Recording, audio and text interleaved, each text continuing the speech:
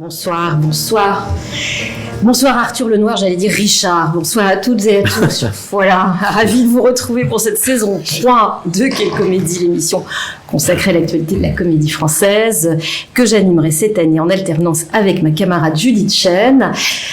Donc bonsoir Arthur et non pas Richard Lenoir. Vous réalisez cette émission depuis 2 ans maintenant. Vous entamez votre 3e saison. Bonsoir Andrea Villechange qui assistait Arthur. Ce soir, pour cette première, nous parlerons de la pièce événement de cette rentrée à la Comédie Française, donnée salle Richelieu en alternance du 23 septembre au 26 février 2023. Le Roi Lear, d'après William Shakespeare, adaptation Thomas Ostermeyer, Elisa le Roi, traduction Olivier Cadiot, mise en scène Thomas Ostermeyer avec, entre autres, membres de la troupe du Français Sephora Pondy. Bonsoir. Bonsoir. Denis Podalides, bonsoir. Bonsoir. Et donc, Thomas Ostermeyer, bonsoir. Bonsoir. Merci à tous les trois de votre présence sur ce petit plateau, puisque vous sortez à peine de répétition et vous reprendrez les répétitions après avoir parlé sur cette antenne. Quelques mots peut-être pour vous présenter Thomas Ostermeyer. Ça va être compliqué d'être synthétique.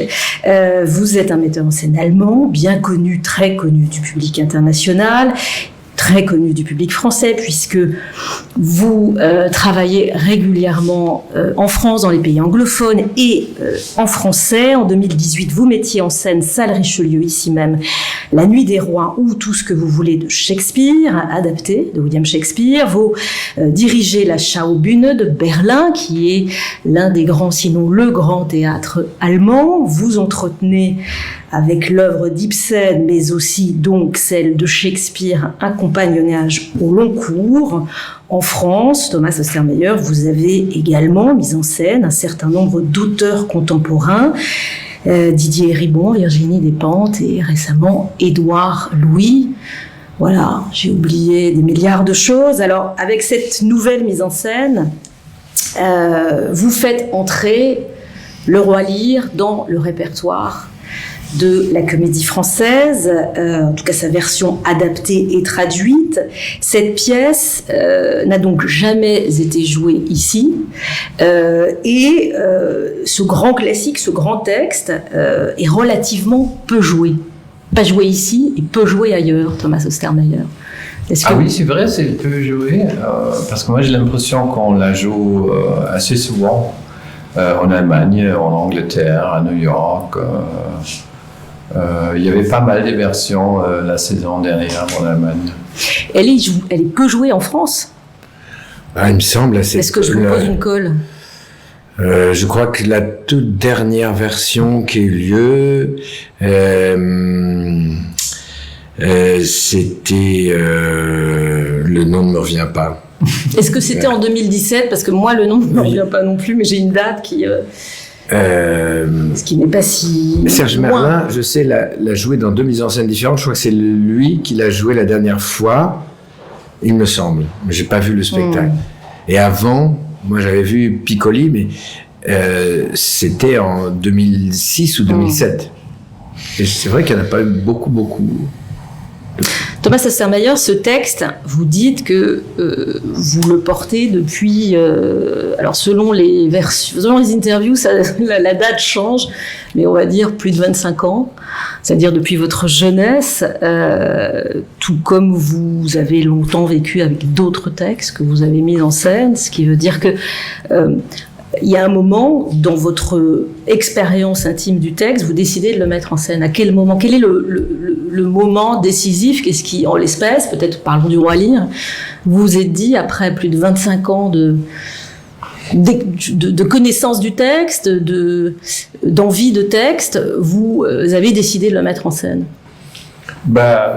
Pour moi, c'est toujours le moment quand je rencontre un acteur qui pourrait jouer le rôle principal ou plusieurs acteurs qui pourraient jouer les plusieurs rôles principaux, j'ai mis attaque.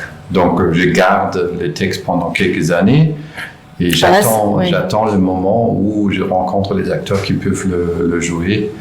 Donc, la décision prise pour monter ce texte-là a beaucoup à voir avec le rencontre avec Denis.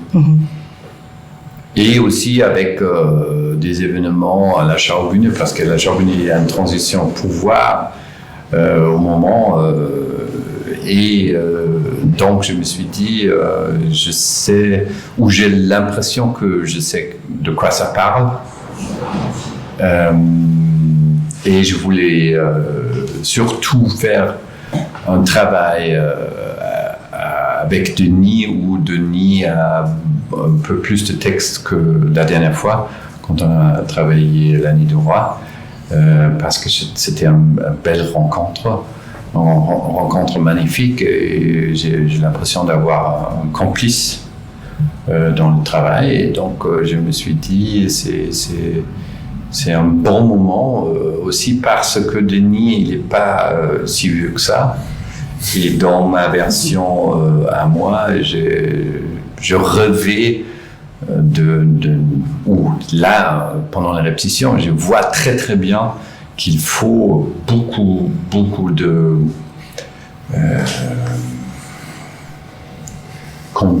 conditions, c'est pas le bon mot en français, qu'il faut avoir une bonne condition physique. Une bonne condition physique pour traverser la pièce, parce que pour l'acteur qui joue le roi Lear, il y a un tel de différents niveaux du jeu. Donc il faut vraiment avoir la force et la condition physique pour traverser ce chemin, parce qu'il y a une telle chose de situation, de jeu. J'ai du mal à m'imaginer faire ça avec un acteur qui n'est pas forcément à l'auteur de sa propre force physique. Vous avez adapté, parce que vous dites dans ma version à moi, vous avez adapté ce texte en fonction de l'idée que vous faisiez de l'exigence du rôle du roi Lear. Est-ce que c'est dans ce sens-là que ça fonctionne, de façon aussi pragmatique ? Non, ce que m'intéresse beaucoup, c'est la relation des filles avec le père. Donc on a enlevé les maris des filles, et comme ça les deux rôles de Goneril et de Regan sont devenus beaucoup plus importants. Aussi le choix de Sephora pour Kent, ça a à voir avec ma lecture à moi, que ce soit une femme qui joue ce rôle-là, qui fonctionne très très bien, qui est hallucinante. Donc aussi c'est une très très belle rencontre avec Sephora. Et, voilà, on pourrait on rentre encore plus dans les détails, mais peut-être c'est pas encore le moment, parce qu'il y a beaucoup de questions sur la représentation de la femme au pouvoir. On a beaucoup discuté cet après-midi là-dessus, mais peut-être plus tard. C'est un rôle physique, vous confirmez ? Ah oui. Oui, ça demande, pas seulement physique, une sorte de disponibilité d'esprit, de vitesse, de compréhension, de transformation du jeu. Thomas aussi a toujours plusieurs niveaux d'interprétation qui se mélangent. On travaille les scènes d'une telle façon que effectivement le jeu est tout le temps changeant. Et ça demande effectivement une disponibilité physique, mentale, vocale, je me dis, oui, si j'avais 10, 15 ans de plus, comment je ferais? J'aimerais pouvoir le jouer longtemps, mais c'est vrai, je suis heureux je suis heureux aussi de pouvoir jouer ma propre vieillesse avant de l'être, de pouvoir presque vieillir en cours de pièce. J'ai cette sensation-là, et que là, je me rattrape dans le cours de la pièce, que je commence un roi vieux, mais juvénile, et puis de finir beaucoup plus vieux que je ne le suis, par la fatigue du rôle, mais aussi par le travail de la pièce. C'est une pièce qui est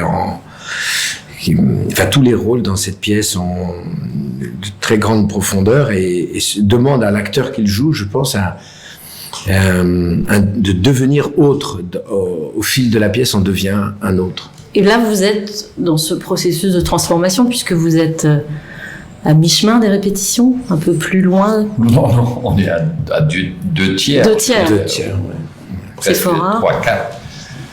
Quelle est votre analyse, votre sentiment, peut-être plus simplement, de cela?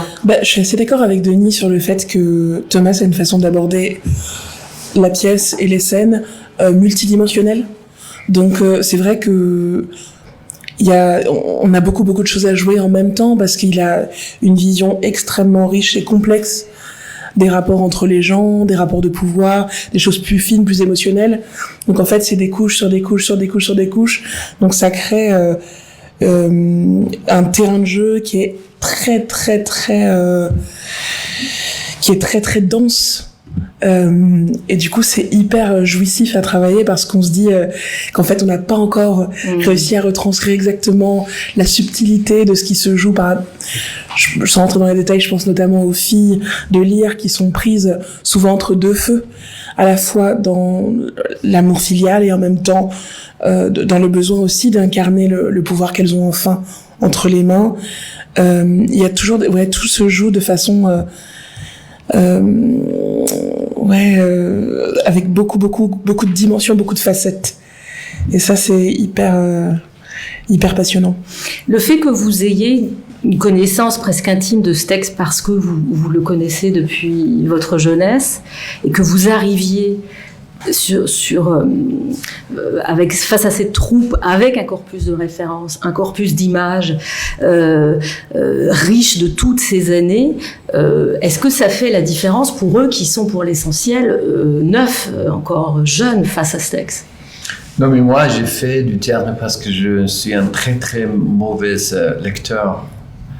Donc, je comprends C'est-à-dire pas. Le moment où je lis un texte, je le comprends pas. Surtout quand il s'agit de Shakespeare, je ne comprends pas la dimension, les différentes perspectives des situations.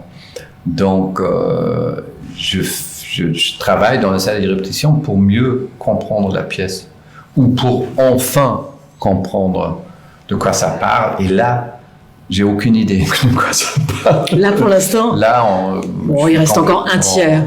Complètement. J'ai 2-3 moments où j'ai l'impression, là, il y a peut-être l'essentiel. Mais j'avoue que tout ce que décrit les deux, c'est dans le travail où je me rends compte de toutes les couches qui sont dans la pièce et surtout avec les situations de la maladie mentale, de la folie. Il faut trouver la profondeur dans la folie. Donc, il y a un moment où un personnage dit que il est choqué du roi Lear parce que c'est la folie, mais à l'intérieur de la folie, il y a la raison. Donc, il faut retrouver la raison dans la folie. Et ça, c'est assez difficile parce qu'on doit creuser très profond parce que dans la folie, dans le texte de la folie, il y a la logique, il y a la raison.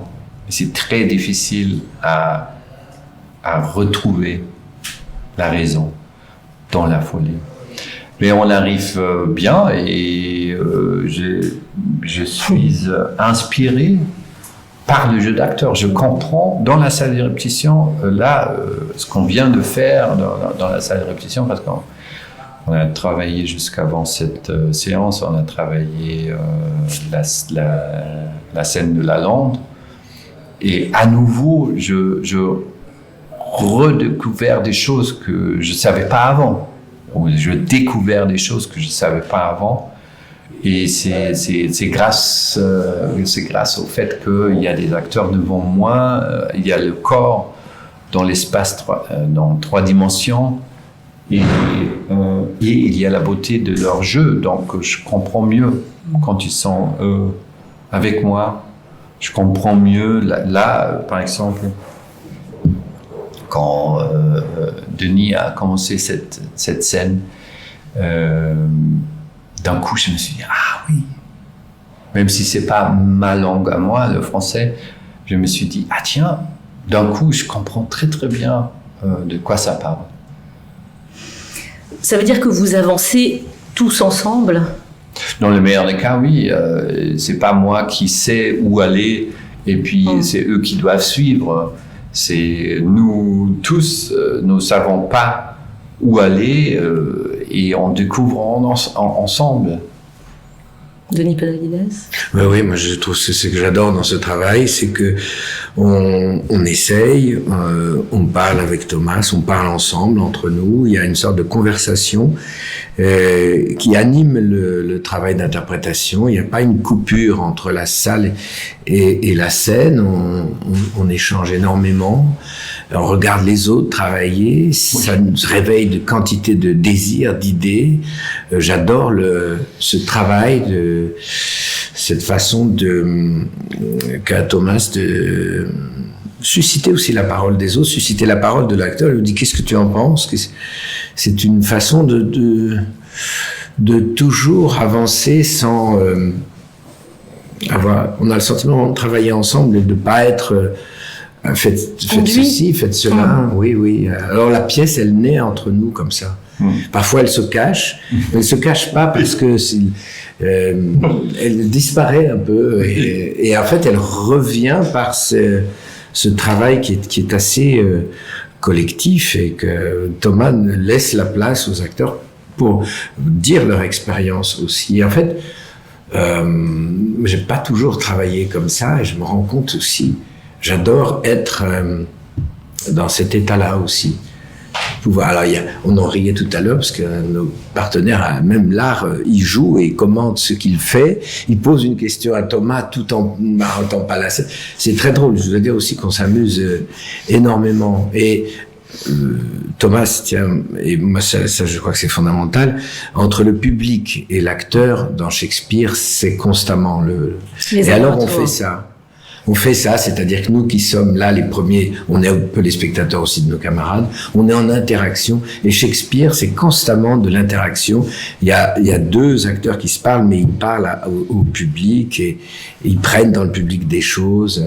C'est toujours une relation tierce en fait. Il y a les deux, puis C'est ce que vous décrivez on va pas parler trop longtemps de cet ouvrage, mais dans Les Nuits d'amour sont transparentes, qui est un ouvrage que vous avez écrit l'année dernière sur cette expérience de la Nuit des Rois. Et vous écrivez: j'aime qu'aucune phrase n'échappe à l'analyse, que chaque mot soit soulevé comme une pierre, qu'on n'y débusque une bizarrerie, un double sens, une allusion. C'est une façon de résumer peut-être la méthode, si une méthode il y a, de travail que vous avez ensemble avec Thomas Ostermeyer. C'est l'art de faire attendre.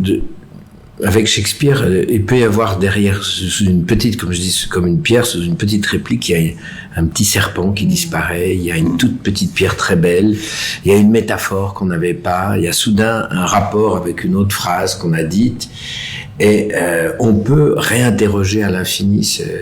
Il y a un art du langage, et pas simplement du langage poétique, mais vraiment du langage dramatique, du langage dans toute sa splendeur, dans toute sa vérité et dans toute son ambiguïté, qui fait que moi souvent, et j'adore faire ça, et je le fais, j'entends une phrase et puis je lui donne un certain sens pendant un certain temps, puis soudain il y a un jour, il y a quelque chose d'autre dans cette phrase qui commence à surgir, à apparaître.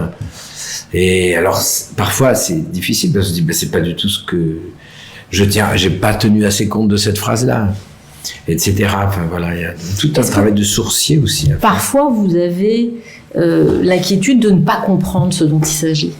Ou est-ce que ça n'est pas l'objet du théâtre? Mais c'est normal, tout le temps. C'est fort, hein. Vous avez déjà joué Shakespeare? Non, c'est la votre première fois. Premier Shakespeare. Ouais, c'est la première fois, ouais. Parce que c'est ce que vous disiez, Thomas, c'est-à-dire que quelle que soit la langue dans laquelle on le lit, il y a effectivement des ambiguïtés. Mais c'est différent pour Sephora parce que moi j'ai l'impression que Sephora, elle est une actrice de Shakespeare parfaite parce que chaque fois quand elle joue sa scène au début, Kent, et aussi elle travaille pas avec la faux psychologie. Elle est dans la situation et elle prend le langage, la parole comme un outil, comme une arme. Et j'ai l'impression qu'elle a un talent, un don naturel de comprendre ça instinctivement. C'est-à-dire de comprendre la réalité. Pourquoi tu n'as pas de problème de jouer Shakespeare? Je suis très gênée. Non, mais honnêtement, c'est une vraie question. Bah, Comment tu fais? J'ai dit dans la salle de répétition plusieurs fois, c'est bon, comment tu fais? Comment tu arrives à faire ça? Non, mais c'est la première fois que je travaillais Shakespeare. J'avais pour le coup, un peu de stress. Un peu de stress parce que j'avais l'impression je sais pas, étant donné la façon dont les gens en parlaient, j'ai l'impression qu'il y avait un mystère à résoudre en particulier, une approche à avoir qu'on aurait ou pas. Donc j'avais quand même pas mal de stress à l'idée de m'emparer de cette langue-là.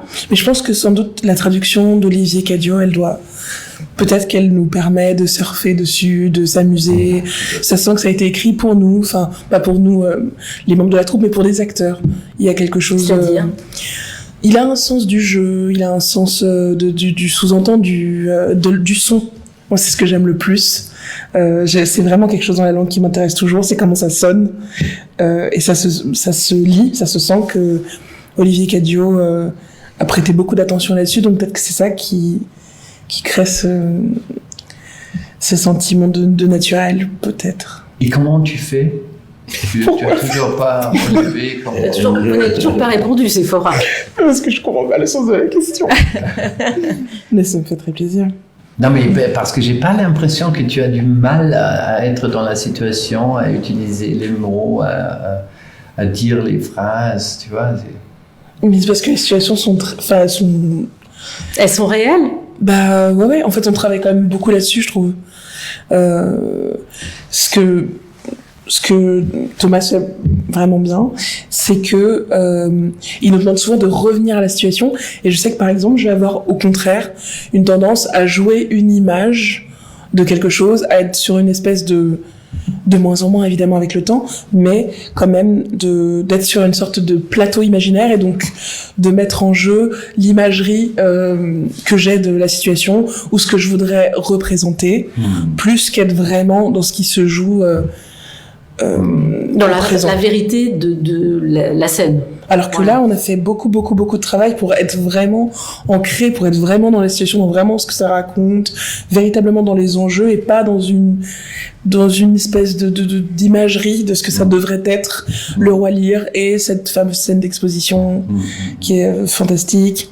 Ouais, on est vraiment ramené. Et comment vous les ramenez alors? Bah c'est assez simple et difficile en même temps parce que moi je parle jamais des personnages. Je crois que c'est la plus grande différence avec les autres metteurs en scène qui font le théâtre de texte, qui est de moins en moins, mais je sais qu'il y a beaucoup de metteurs en scène qui parlent beaucoup des personnages. Moi je parle que des situations.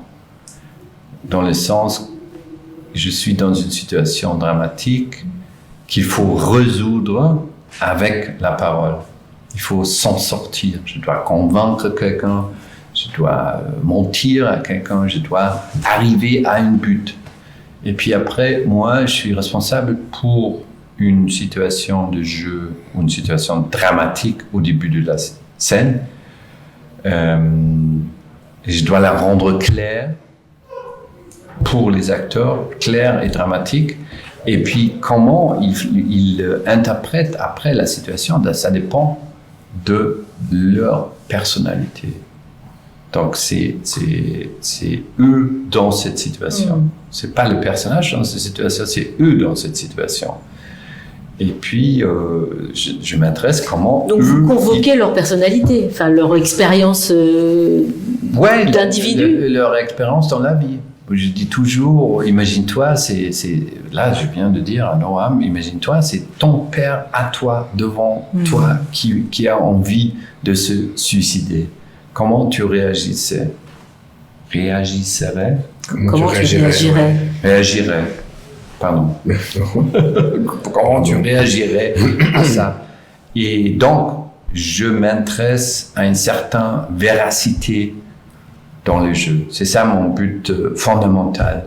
Je veux voir les gens, les personnalités de la distribution dans les situations dramatiques. Je veux voir comment eux, ils agiraient dans la situation.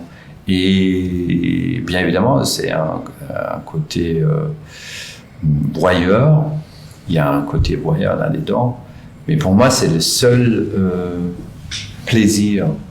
Donc le plaisir, c'est que j'ai, dans ce cas-là, avec le roi Lear, j'ai un texte extraordinaire parce que ce sont des situations extraordinaires. Donc, je peux demander les gens à se retrouver dans une situation où tu as ton père devant toi qui était aveuglé des deux femmes et puis il a envie de mourir et toi tu le amènes vers un champ et tu lui fais croire qu'il y a un abîme mais il n'y a pas.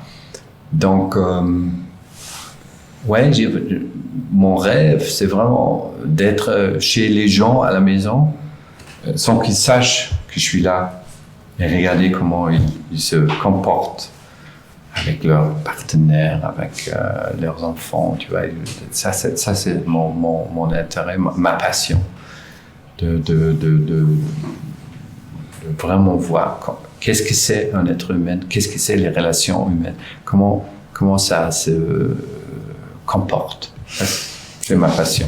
Comment est-ce que, à partir d'un texte littéraire, un texte de fiction qui a été écrit autour de 1603, on arrive à convoquer cette réalité-là? Je sens que Denis a une réponse c'est là-dessus. le théâtre, d'ailleurs, c'est le théâtre, ça vaut pour une pièce ancienne. On doit réveiller des choses dans la pièce, et la pièce réveille des choses en nous. Je ne crois pas que la distance... Oui, c'est un texte... Tout début du XVIIe siècle, dans une société qui n'a rien à voir avec la nôtre. Pourtant, il y a dans ses œuvres quelque chose qui nous concerne, et nous, on met dans ses œuvres aussi ce qui nous concerne. Il y a un aller-retour. Et quand il y a une poésie dramatique comme il y a là, ça va tout seul. Il y a quelque chose qui vient, qui crée un groupe, qui crée ces situations dont parle Thomas. Et justement, c'est pas ces personnages, c'est pas de se dire, oh là là, mais qui sont-ils? Ça, c'est sans fin, sinon. Si je dis qui sont, si je dis qui est le roi Lear. Qui est le roi Lear, ouais. Qui est le roi Lear? Pendant des siècles, les personnages, c'était presque des dieux, des choses, et on essaie de se conformer aux personnages, Alceste, Perdiccas, le roi Lear, avec des gens qui disaient, ben non, sincèrement, le roi Lear, c'est un type très, très... Moi, si je me disais ça, je démissionnerais. On a toujours fait le roi Lear, c'est très, très fort, très... comme ça, et bon, une énorme barbe, je sais pas, il y a des images très, presque naïves. Alors que si on fait ce travail d'analyse du texte et d'analyse des situations, qu'on met ça en jeu avec quelqu'un qui nous regarde, avec quelqu'un qui interroge, qui cherche, qui relie les uns aux autres, c'est très difficile d'arriver à ça d'ailleurs. Ça, on arrive très peu souvent. C'est-à-dire d'arriver créer un groupe, à faire des traits entre les points et à dessiner quelque chose qui... D'abord à travailler une situation, à la lire dans le jeu, à dire aux acteurs là vous n'êtes pas encore à la situation, les faire venir, parce que Thomas il a besoin aussi d'acteurs créateurs. Il le dit dans ses livres. Il a changé ses méthodes à un moment dans son travail, je crois, je ne sais plus vraiment à quel moment, de façon, il s'est dit, j'ai essayé, je crois qu'il a expérimenté au début. La méthode du storytelling, est-ce que c'est ça fait partie de ça. Ça fait partie de ça. On l'a pas fait beaucoup, non? Vous pouvez nous rappeler ce que c'est? Non, mais c'est très simple et ça a à voir avec votre question par rapport aux situations. Je crois que les situations dans la pièce, elles sont éternelles. Ce sont des situations des êtres humains. Là, au début, par exemple, on est confronté à une situation où un père de famille, un père d'une entreprise, un père d'un État, si vous voulez. Donc quelqu'un assez haut dans l'hiérarchie, il est confronté à un moment où il se dit lui-même, où les circonstances autour disent il faut faire passer le pouvoir dans les mains de la prochaine génération. Donc passer le pouvoir, la richesse, l'héritage aux mains de la prochaine génération, ça c'est un sujet éternel. Parce que ça arrive. La succession. La succession, ça arrive tout le temps. Et puis, moi, je pense que, au fond, le roi Lear fait quelque chose d'assez extraordinaire et très, très beau, surtout aujourd'hui. Si on veut être dans cet discours actuel, donc white supremacy, donc c'est un monsieur âgé 6 qui donne son pouvoir aux femmes. Il donne le pouvoir à trois filles. Donc c'est une transition de pouvoir des mains de vieux hommes blanches qui donne le pouvoir aux mains des femmes. Ça c'est extraordinaire, c'est le rêve de notre société. Contemporaine. Donc, il fait quelque chose de politiquement très avancé, très progressiste. Le problème, c'est qu'il résiste un peu. Le problème, c'est qu'il veut aussi avoir quelque chose en retour. C'est l'amour absolu. Donc, il veut être décoré pour quelque chose qui devrait être normal. Moi, j'étais à New York pour voir Stephen Greenblatt, qui est, à mon avis, le scientifique du Shakespeare le plus important, vivant. Et je l'ai rencontré et c'était assez bouleversant, son regard sur Lear, parce qu'il disait, tu sais Thomas, normalement, les gens devraient ou pourraient mourir à l'âge de 40 ans, 42 ans, parce qu'ils ont des enfants. Les enfants ont un certain âge, 18, 20 ans, ils peuvent vivre tout seuls. Donc, biologiquement, mais même socialement, on n'a plus besoin des gens plus âgés que 40, 45, peut-être encore 50, mais après c'est bon. Donc, il devrait avoir un loi assez naturel qu'au moment où la vieille génération a 45, 50 ans, il devrait donner le pouvoir dans les mains de la génération suivante.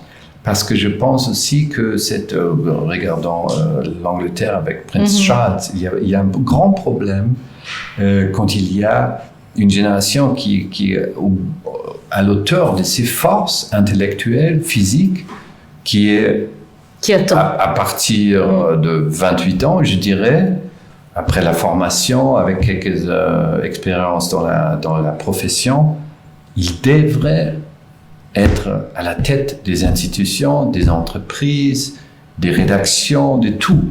Mais il y a un embouteillage terrible, parce qu'il y a deux générations devant eux.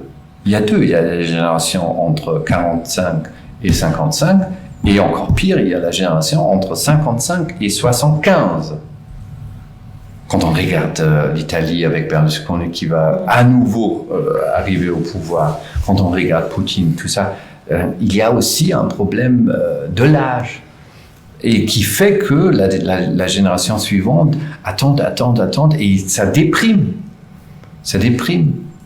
Donc lui, il fait quelque chose d'extraordinaire, très très positif, très positif. En cédant sa place, son pouvoir. Oui. Et pour revenir à votre question, parce que donc j'analyse cette situation et après, c'est ça le storytelling. Après, je demande les gens, par exemple, est-ce que vous vous souvenez à un moment où vous étiez dans une sorte de deal, donc money pour love, or love pour money, où quelqu'un voulait acheter avec de l'argent l'affection, l'amour de toi, voilà. Et après, on joue ça. Donc vous les confrontez à une situation qui potentiellement leur est arrivée ou dans laquelle ils pourraient se projeter, et ensuite vous jouez le texte que vous avez joué. Ensuite ils jouent la situation concrète, le souvenir de cette situation. Et ça, vous l'avez pratiqué ensemble ou pas encore? On l'a assez peu fait. Ouais, on l'a sur le Roi Lear, on l'a assez peu fait. On l'avait fait une vieille chemise où j'ai hésité de mettre. On l'a fait pendant l'audition. Ça va me poursuivre, ça. On l'a fait pendant l'audition. Private joke ou... C'est un blague entre Denis et moi. Voilà, non, c'était sur le de ne pas refaire les mêmes exercices d'un spectacle à l'autre quelquefois. Mais en fait, il y a quantité d'exercices et c'est ce qu'on fait qui sont extrêmement intéressants, qui nous préparent au jeu. Le storytelling, c'est aussi un de ceux-là. Mais ça, je vais pas parler de vieille chemise pour le storytelling. Je sais, mais j'ai pas eu l'impression d'avoir assez de temps parce que j'ai eu le Covid, donc les débuts de répétition étaient décalés. Et puis, on a 7 semaines. On n'a pas tant de temps que ça. Oui. Vu la pièce aussi, il y a des pièces qui peuvent... Il y avait une grande mise en scène de cette pièce dans les années 80 à Munich, Dieter Dorn. Ils ont répété pendant 2 ans. Mais vous aimeriez répéter pendant 2 ans? Si moi j'aimerais bien, oui. Moi, j'ai jamais vécu ça. J'aimerais bien, moi. Je trouve que ça peut être passionnant. Je pouvais répéter ça pendant... Ça vous est déjà arrivé? Non. J'ai jamais eu l'occasion. C'était courant dans les années, dans une sorte de période un peu d'âge d'or comme ça du théâtre. Il y avait des répétitions de 6 mois, 4 mois. C'était assez fréquent. On ne disait pas. Aujourd'hui, c'est presque. Même il y a plein de metteurs en scène. Ça m'est arrivé. On nous dit, c'est 1 mois. Et 1 mois, c'est bien. Qu'est-ce que ça change, Denis Podalides, 1 mois ou... Mais on peut, c'est vrai qu'on peut. Il y a mois. des metteurs en scène qui travaillent dans un temps court. Moi, ça peut mais c'est un tout autre rapport aussi aux acteurs, au jeu. Quand on travaille sur un temps très long, on remet tout son art sur le métier. On traverse une toute autre expérience. Je pense qu'on aurait besoin de pouvoir alterner. On peut faire des spectacles, se répéter courts. Et il y a des œuvres qui demandent peut-être beaucoup de temps. Est-ce qu'un Shakespeare, en tout cas, on parle du Roi Moi, je me Lear, rends compte, on peut le monter en 3 semaines. Je me rends compte, c'est que Shakespeare, plus on le joue, plus on découvre encore de choses. Puis on se rend compte qu'au début, on n'était pas... Moi, je sais que je me dis, fin septembre, je jouerai une sorte de... J'y serai pas encore. Un début. Ce serait un début, il faudra bien le faire, il faudra le jouer, mais je suis sûr que si je le jouais pendant X temps, il y aurait quantité de choses qui apparaîtraient, même au fil du temps, même dans mon propre vieillissement. Et non, ces œuvres-là, oui, elles demanderaient... Mais j'ai l'impression qu'aujourd'hui, au théâtre, on ne peut pas penser en ces termes-là. Il n'y a pas l'économie, il n'y a pas l'argent pour mettre des acteurs pendant 6 mois au travail. Vous avez, vous qui connaissez bien Shakespeare, aussi cette expérience-là de Shakespeare, un peu. Vous l'avez survolé. C'est-à-dire une œuvre qui nécessite un temps d'infusion, qui ne se livre pas vite. Ça c'est sûr. Surtout avec le Roi Lear. Parce que de temps en temps, au début de la pièce, on se dit, première scène, ah oui, ça c'est le roi Lear. Je comprends pourquoi il est important, je comprends la réputation de la pièce. Au bout, déjà quand Edmond arrive, on s'est dit, mais on est dans quelle pièce? Oui, contraste celui-là. Ahurissant. Oui. Pourquoi il y a une deuxième pièce qui commence? Ouais. Parce qu'il y a deux histoires un peu en parallèle. Oui, voilà. Il y a deux histoires en parallèle. Et puis, il y a Edmond, et en plus, c'est Christophe Montenez qui les joue, donc il apporte lui aussi tout un univers. Et puis, il y a le merveilleux Eric Genovese, les deux qui sont un couple extrêmement... Qui joue le père. Ouais, qui joue le père, qui joue Gloucester. Et puis, tu te dis, mais pourquoi ils mélangent les deux pièces? Et est-ce qu'on a la force dans le sens physique et intellectuel, est-ce qu'on est capable à raconter les deux histoires? Est-ce qu'on va y arriver de vraiment rendre les deux histoires à leur hauteur qu'ils ont, which we owe to them? Qu'elle deserve, qu'elle mérite. Qu'ils méritent, Ouais. voilà, c'est ça les mots. Et puis, après la situation devant le château de Gloucester, tu vois, cette scène entre toi et les deux filles, et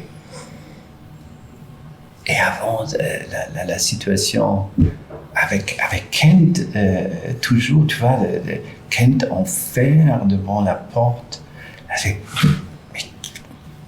vraiment, c'est pas une ligne droite, c'est waouh, et là, et on est là, et on est là, et ça va haut et bas. Donc, il faut du temps, il faut beaucoup de temps pour arriver à tout comprendre.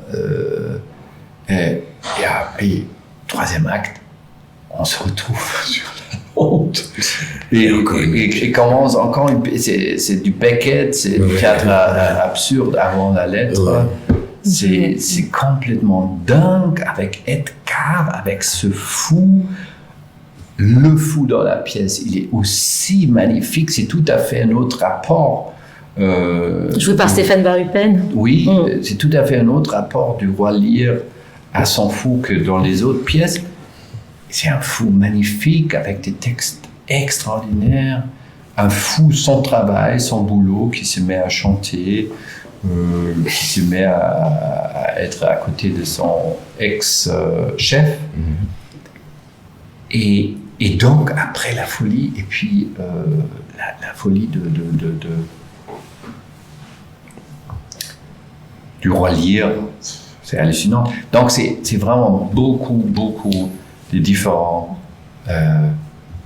Strates. Ouais. Et souvent, en France, quand on monte Shakespeare, on essaie de le faire entrer dans une même... en allant vite. On dit aux acteurs, il faut aller très très vite. Pourquoi? J'ai vu beaucoup de Shakespeare jouer tambour battant à fond. Je sais que c'est ce qui m'ennuyait beaucoup. Les gens déboulaient sur le plateau parce que la pièce est longue. On se dit, il faut pas que ce soit trop long. Ah oui, pour des raisons pragmatiques. Il y a plein d'histoires, il faut pas qu'on perde le spectateur. Donc, vous enchaînez vite, à peine les autres et j'ai vu un Henri VI comme ça. Compact. Très compact. Et toutes les scènes finissent par se ressembler.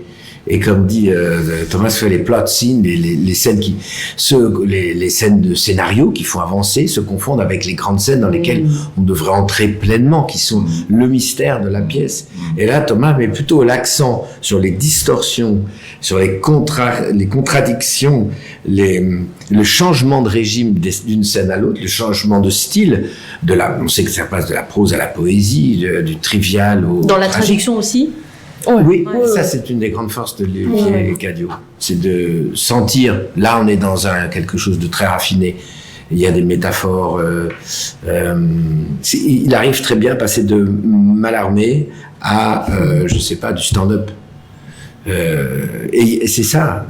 On passait d'un sketch, d'un poème de Mallarmé à, je sais pas, un sketch tel que comique. Oui, parce qu'il y a une part d'entertainment dans Shakespeare. Oui, il y a quand sûr. même. C'est fait pour Et il y a beaucoup d'acteurs de la distribution qui s'en emparent avec beaucoup de joie et avec beaucoup de C'est-à-dire de gaieté. De quoi? De cette Ah oui, c'est tout à fait part assumé. divertissante et, Ah oui, absolument. Bien sûr. Absolument, ouais. et de la musique aussi. La musique, c'est une colonne vertébrale dans votre travail. Il y a à nouveau musique en direct de trompettistes avec Nils Ostendorf qui est le compositeur et qui essaie de trouver un chemin entre la musique contemporaine, classique et aussi un fond un peu électro. Et il y a le grand Stéphane Van Rupen qui va chanter, qui a inventé lui-même les chansons. Et ça, c'est très amusant. Et la grande qualité de Shakespeare, c'est qu'il joue sur tous les registres. C'est pas qu'une grande tragédie. C'est pas une grande tragédie classique où il y a la souffrance, la misère et la tragédie présente tout le temps. Non, il y a dans les meilleurs cas, il y a des changements de registre tout le temps. Et cette musique qu'on retrouve, je vais me rapprocher du micro, qu'on retrouve dans toutes vos mises en scène quasiment. Le moment où vous ne retrouvez plus, je m'arrête. Alors dites-moi pourquoi. Non, parce vous étiez musicien. Vous étiez oui, musicien mais très mauvais. de rock grunge. Oui, c'est un peu punk. Un peu mais punk. aussi chanteur dans différents... et acteur. Oui, aussi acteur plus tard. Mais je dois avouer que... donc, les amis autour de moi, ce sont des musiciens. Et ce sont des grands musiciens virtuoses. Ils gagnent le soir dans un club berlinois, mais là, il n'y a plus, à cause de la misère dans la culture populaire musicale. Il n'y a même pas des boîtes où on joue en direct. Mais quand il y avait, on gagnait, je sais pas, 80 € la soirée. Et on a 2-3 concerts par mois. Mais ce sont des grands musiciens. Donc, je vois une très grande différence entre... avec peu de talent, tu peux gagner ta vie dans le théâtre. Avec beaucoup de talent, jamais... Tu gagnes ta vie comme musicien. Jamais tu peux gagner ta vie comme musicien. Et Tu penses à quelqu'un en particulier? Non du tout. Pas du tout. Non, moi j'étais bouleversé du moment où je commençais mon travail de mettre en scène. Déjà avant, j'étais engagé par le Berliner Ensemble. D'un coup, j'ai gagné, je sais plus, 200, 300 balles la soirée pour 2-3 mots sur scène. Je me suis dit, c'est extraordinaire, alors, je vais rester là dans cette domaine.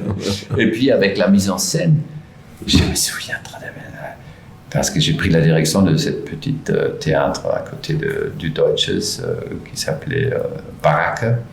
Donc j'étais directeur artistique déjà au début de ma carrière. Et vous étiez acteur et direct, vous avez fait les deux. Non, l'acteur j'étais avant. J'étais dans mes propres mises en scène, mais je me suis arrêté très très vite parce que j'arrivais pas à faire l'acteur et le mettre en scène en même temps.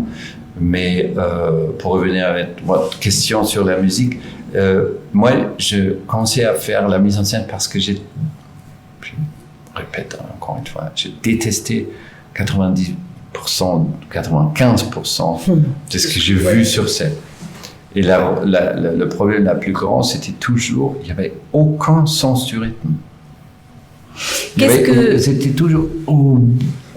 c'était long. Et puis je me suis dit, mais arrêtez, c'est pas possible. Et moi, qui ai un background un peu Rhythmusgruppe, groupe rythmique, donc batteur et bassiste, je savais que ça, c'est fondamental pour donner un fond pour les soloistes et les chanteurs. Donc, j'essaie de retrouver ça dans la mise en scène, et c'est pour moi, c'est fondamental. La musique, ce qu'elle apporte, c'est ça, c'est-à-dire une forme de rythme que ni les mots, ni le jeu, ni la dramaturgie ne peuvent apporter. Elle est complémentaire, elle est... Non, c'est les cœurs. C'est les cœurs qui battent.